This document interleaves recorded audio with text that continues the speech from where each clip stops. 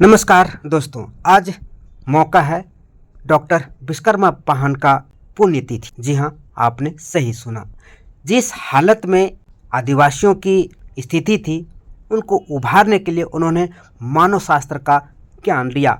समाज में उन्हें शिक्षाविद और आदिवासियों को अग्रनेता मानते हैं। वहाँ पर जिस तरीके से उन्होंने लगातार आदिवासियों की हक, अधिकार और उनको संरक्षण करने के लिए लड़ाई लड़े, आज उनके हर दिल में बसते हैं। आज उन्हीं को देन है कि आज उनकी दूसरी पुण्यतिथि में हजारों की संख्या में उपस्थित होकर उनके रास्ते पर चलने का संकल्प लिया है। इसमें धर्मगुरु बंधन तेगा उपस्थित हुए और उनके किए गए कार्यों पर प्रकाश डाला। उन्होंने एक उदाहरण देते हुए कहा कि आज की मौजूदा स्थिति सिरमटोली सरना स्थल को लेकर के स्थिति उत्पन्न हुई है। यदि वो हमारे सामने होते तो तुरंत कहते, गुरुजी एक मीटिंग बुलाइए और चलिए सीएम से मिलकर सरना स्थल की स्थिति को साफ करते हैं। क्योंकि हमेशा से हमें गुरुजी बोलते थे और वहाँ हर स्थिति को तत्परता से निदान करने में अहम भूमिका निभाते थे। आज ज़रूरत है उनके किए गए कार्यों के अनुसार कदम से कदम मिलाकर उनके सपनों को पूरा करने का। आखिर आइए युवा नेता संजय पाहन और महासचिव ने क्या कहा, इस मौके पर सुनिए एक पूरा रिपोर्ट। डॉक्टर कर्मा उरांव के संदेशों के आज के युवा में कितना ज़रूरी है, कितना ज़रूरी मानते हैं आप? देखिए, सरना रत्न शिक्षाविद और मानव शास्त्र का ज्ञान झारखंड बना, उससे पूर्व में ही हमारे कर्मा बाबा हमेशा सक्रिय रूप से समाज को दिए। सरना धर्म कोड का मामला हो या झारखंड की जो भी सरकारें आई, चाहे सीएनटी एक्ट में, एसएनटी में बदलाव की बात आए, प्रखर रूप से सामने आए और समाज को दिशा दिए। और उनका प्रयास से सीएनटी एक्ट भी रुका और उनके जैसे लड़ाकू, उनके जैसे स्वाभिमानी, उनके जैसे ज्ञान के स्रोत से हम नौजवान या पूरे समस्त समाज काफ़ी कुछ सीखने को मिलता है। और आज पुण्यतिथि के मामले में पूरे समाज को संदेश देना चाहते हैं कि सभी लोग डॉक्टर कर्मा बाबा की तरफ बने, उनके तरह शिक्षा प्राप्त करें और उनके दिखाए गए लक्ष्य, उनके दिखाए गए रास्ते पर आगे बढ़े। जी धन्यवाद। आप एक और बोल रहे हैं कि युवाओं को डॉक्टर कर्मा उरांव के संदेशों पे चलना चाहिए, लेकिन मुख्यमंत्री भी युवा हैं, लेकिन देखिए, वो नहीं चल सबसे रहे हैं। पहले आप आदिवासी जन्म लिए हैं, आदिवासी माता, आदिवासी पिता। आदिवासी एक कबीलाई व्यवस्था है। हम पाहन हैं या आदिवासी समाज में हैं, हम माझी को नहीं मानेंगे, हम पाहन को नहीं मानेंगे, हम नायकी को मानेंगे तो हम आदिवासी नहीं होंगे। तो हेमंत सोरेन का दायित्व है आदिवासी समाज के मामले में। वो जो समाज बोल रहा है उनकी बात अगर नहीं मानता है, समाज से वो भटक गए हैं, अलग हो गए, उसे पूरा समाज ये कहना चाहता है, चाहे कोई भी मामला हो। आज समाज के अगुवा है, अब सत्ता के शिखर पर पहुँचे हैं। आप समाज को नहीं देखेंगे, आदिवासी नहीं कहलाएंगे। आदिवासी पूरी कबीलाई व्यवस्था में, पाहन या माझी या नायकी या मानकी मुंडा व्यवस्था में जो रहते हैं वही आदिवासी है। उसके बाहर जो निकले वो आदिवासी नहीं है।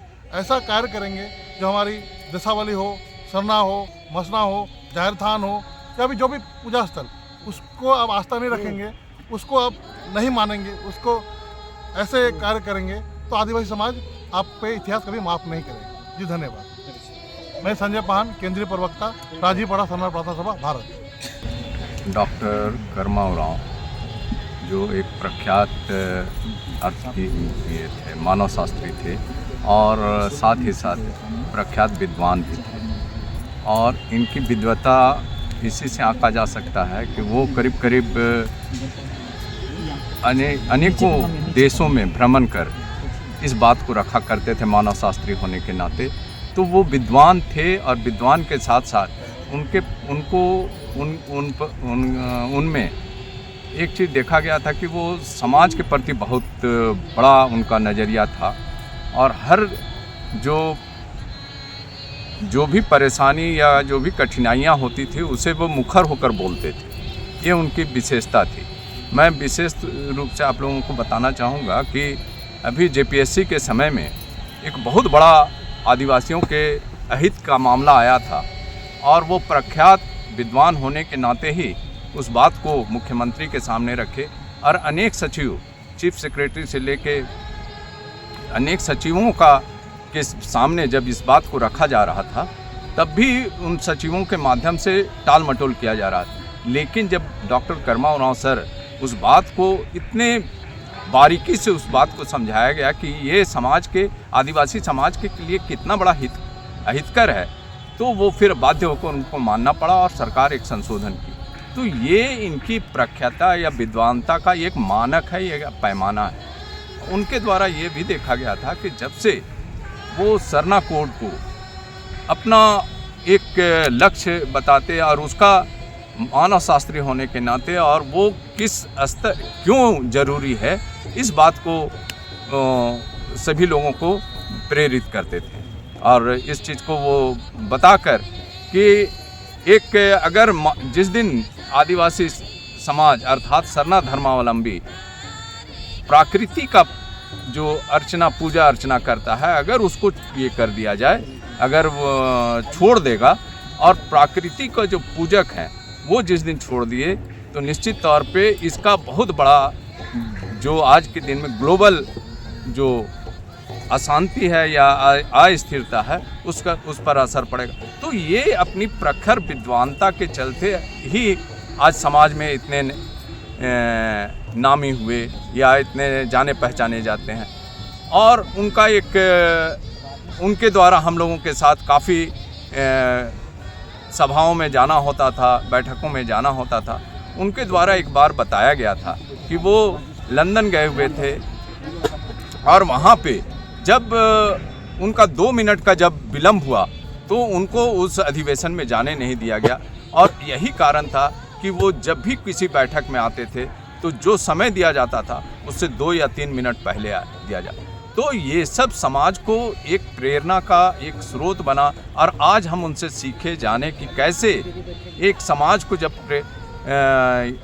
अगर जिम्मेवारी और दायित्व को निभाते हुए अगर समाज का जो स्तर सुधारना है तो उसमें क्या योगदान देना है, ये वो बहुत अच्छे तरीके से जानते थे। और अपना नाम बताओ। मेरा नाम विद्यासागर किरकिट्टा, मैं राज्यपाड़ा सरना प्रार्थना सभा का केंद्रीय महासचिव।